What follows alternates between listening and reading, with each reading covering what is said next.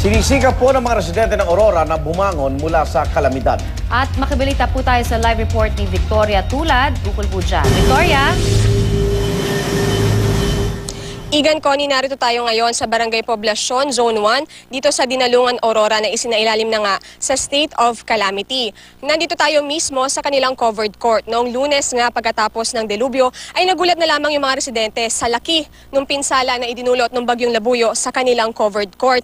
Dito sa taas, halos wala nang natira sa kanilang mga bubong. At yung kakaunting bubong ay nagkanda sira-sira na, nagkanda yupi-yupi na.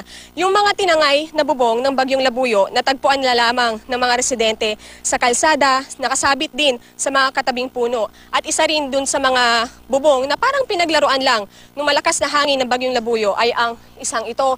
Kung tutusin, para siyang nagmistulang nilamukos na papel o kaya naman ay toilet paper na iniwan na lamang na nakasabit dito sa bahaging ito.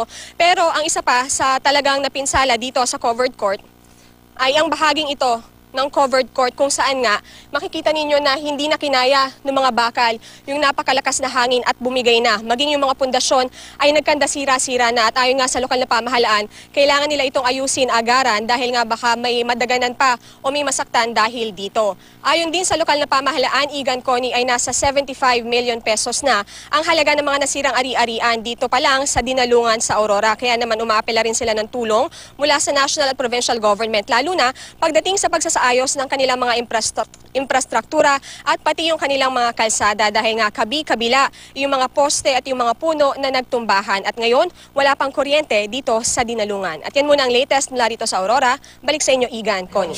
Maraming salamat, Victoria Tulad.